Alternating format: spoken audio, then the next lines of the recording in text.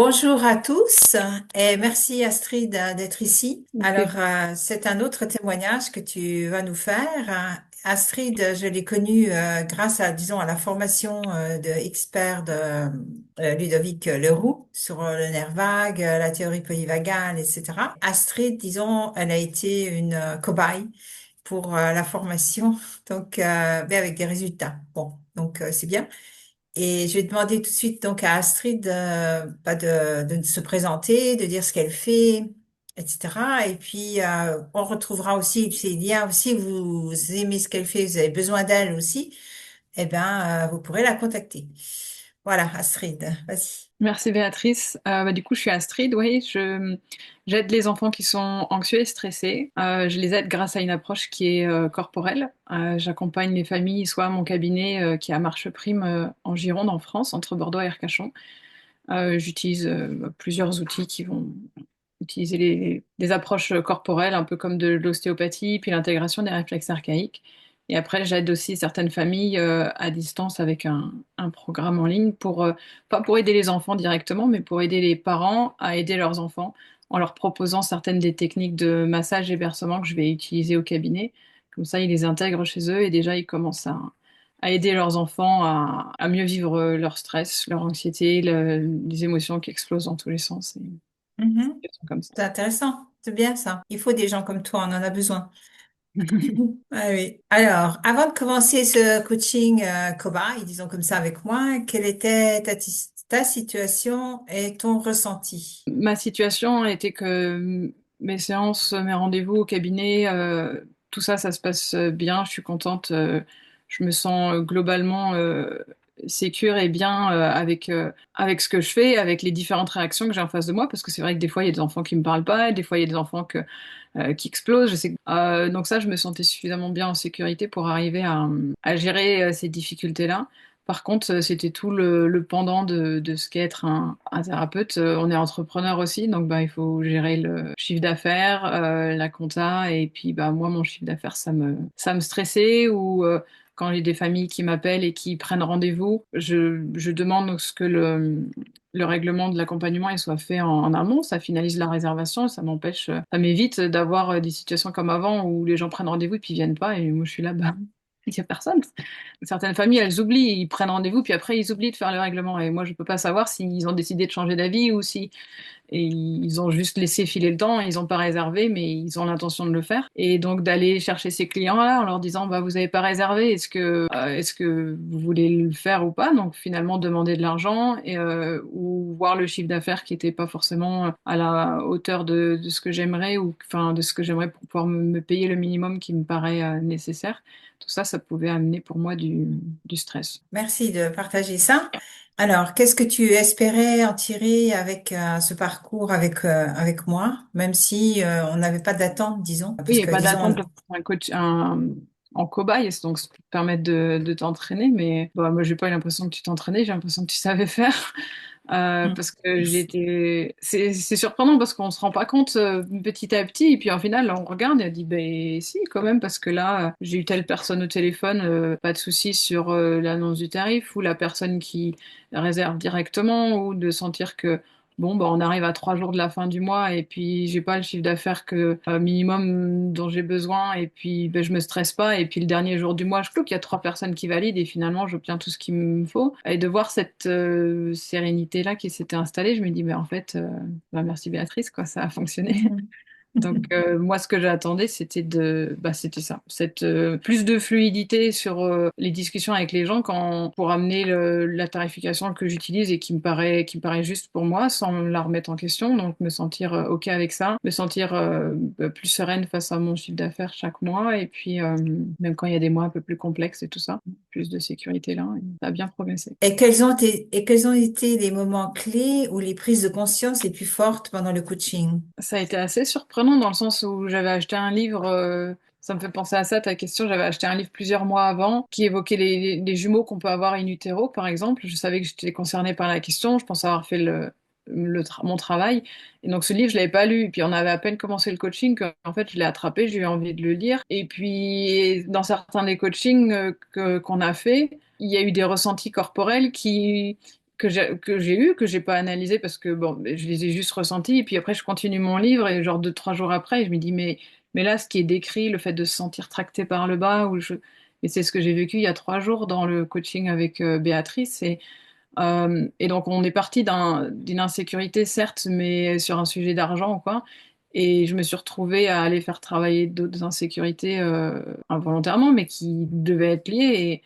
Et j'ai été surprise de voir que ça a amené ces sujets-là, où ça me permettait aussi de faire croiser tes outils, ton approche, ce que tu pouvais faire pour moi, avec mes connaissances et le travail autre que je peux faire aussi avec d'autres personnes qui m'accompagnent. Et ça a fait remonter ce sujet-là, et donc à plusieurs, enfin, qui était un gros sujet d'insécurité forcément. Et donc à plusieurs, après, on l'a bien fait évoluer, et donc ça a permis aux deux sujets de se poser ensemble, quoi. Il y avait vraiment des ressentis. Moi, je travaille beaucoup avec le corps, et donc d'écouter mes ressentis sur des exercices tout simples que tu m'as proposé, qu'on a fait ensemble, je trouvais ça génial. Ouais, merci, ça me fait plaisir. Et c'est incroyable comme quoi, disons, ce qu'on n'a pas mis en place dans le passé, Mhm. et ton passé était bien lointain, disons, même si tu es jeune, mais bon, Ah bah oui, mais il date de in utero, donc bien avant que c'est ma ça, vie incarnée commence réellement, bah, pas. c'est ça, c'est ça. Ah, peut avoir une conséquence sur le présent, en définitif. Ouais. Hmm. Et puis bah, C'est là, intéressant, ça. clairement, c'est pas conscientisé parce que bah, on n'en a pas Hmm. les souvenirs. Donc on peut pas dire Ben ouais, non. je me souviens de ce truc qui m'est arrivé, c'est ça qui m'embête. Bah peut-être que c'était ça qui m'embête, mais peut-être que c'est quelque chose dont je peux même pas avoir le souvenir en fait. C'est ça, tout à fait, tout à fait. C'est ça qui est merveilleux. En plus, ce travail-là, c'est merveilleux pour ça, en fait. Tout en douceur, en fait, de façon complètement inattendue. On parle d'un sujet qui est surfacique, quoi, si on veut. Moi, j'ai des choses comme ça où je travaille, je dis, bah là, on est sur une situation en surface, mais je sais qu'on va aller chercher un truc profond. Et donc là, on a eu un peu un travail similaire, mais avec une approche que je ne connaissais pas et qui était différente de celle que je pratique au cabinet et que je peux pratiquer avec moi-même aussi. Et Mm, on, voilà, on part de la surface. Ça, ce truc-là, maintenant, il m'embête, mais en fait, c'est vraiment loin, mm, hein, autre chose. Et du mm. coup, ça a joué sur mon sommeil, ça a joué sur parce que bah, ce truc profond, il était en lien avec la surface, là où on était nous, mais ça, il était en lien avec d'autres choses aussi, quoi. Chose, ouais. Tout à fait. Et en effet, l'approche que j'utilise, nous, on va pas chercher le pourquoi du comment. Ouais. C'est tout dans le ressenti du corps, dans le présent, disons. Donc, voilà. Bah, c'est Donc, comme ça que je travaille. on sait pas ce que le corps a enregistré et on peut pas le savoir, hein. Et c'est bien ça. C'est bien ça qui est intéressant. Pouvoir lui laisser l'espace aussi, de vivre cette partie-là, quoi, parce qu'il a pas pu le vivre quelque part Ouais. à un moment donné. Donc, voilà. Et là, moi, Mm. j'ai eu la compréhension avec l'histoire des jumeaux parce que j'ai fait les liens entre les ressentis qui étaient décrits dans mon livre et tout ça, mais j'aurais pu faire le même travail sans lire ce livre, et il n'y avait pas besoin de comprendre ou d'analyser. Ouais, juste dans le Mm. ressenti du corps maintenant. C'est comme ça que j'ai l'habitude de travailler aussi, et ça m'a vraiment plu que tu travailles comme ça, couvrir d'une manière que je Mm. connaissais pas. Merci beaucoup. Alors, c'est une question, peut-être que tu as déjà répondu, peut-être que tu veux rajouter quelque chose, je sais pas. Mais quel changement concret as-tu observé dans ta vie depuis la fin de l'accompagnement? Assez surprenant pour moi, c'est ce qu'on peut évoquer tout à l'heure, là, fin septembre. Au niveau de mon chiffre d'affaires, le mois avait pas été génial. Je pense que les gens étaient occupés à faire la rentrée des classes et tout ça.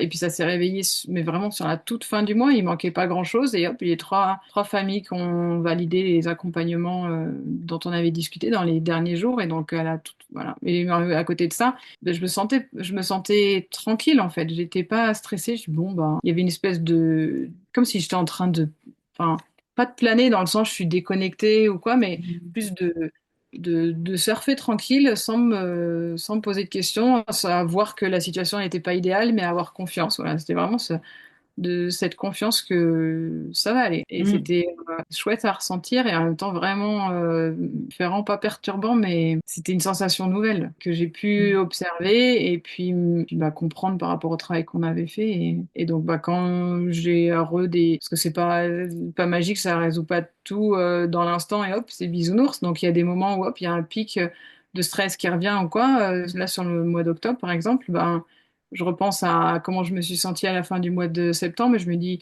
non mais c'est bon. laisse, enfin voilà, et j'arrive Mm, à repartir dans cette confiance-là. Et c'est pas une mm, confiance, je pense, qui soit perchée, déconnectée, un peu illuminée ou je sais pas. Ou c'est bon, peace and love, tout va y aller, mais c'est mm. plus ça, c'est plus profond. C'est ce qu'on appelle la flexibilité vagale, c'est-à-dire que tu as la capacité de être dans ton, je vais être un peu plus technique là pour les gens, mais de rester dans le ventral et ventral vagal et de sortir donc d'aller sympathique agressif ou fuyant ou dorsal et de rentrer. Mais la sensation, ça, on la vit, je le vois aussi pour moi, c'est ok, c'est comme mon système nerveux est comment dire est conscient qu'il y a une situation d'insécurité, mais moi je suis en sécurité. Donc ça change toute la donne quoi, ça change toute la relation même avec l'insécurité. Et Ouais. c'est bizarre, on n'est pas habitué à ça, ça fait drôle même. Ouais, c'est ça, je suis pas en train Ouais, d'ignorer le fait qu'il y a bon, c'est moi, je vais ça. pas regarder mon chiffre d'affaires, mon compte en banque, tout ça, parce que je me sens mieux si je le regarde pas. Non, c'est bon, bah, je vois que c'est pas idéal, mais ça va aller. C'est ça. C'est ça. C'est la sécurité que tu sens maintenant, aujourd'hui, je pense qu'avant, tu sentais pas. Ouais, Mm. exactement. Et si tu devais résumer en quelques mots, que dirais-tu à une femme qui hésite, à se lancer? Vu que moi, je travaille particulièrement avec le féminin. Bah, pour moi, le féminin, on va dans le ressenti, la sensibilité, l'intériorité, et c'est important.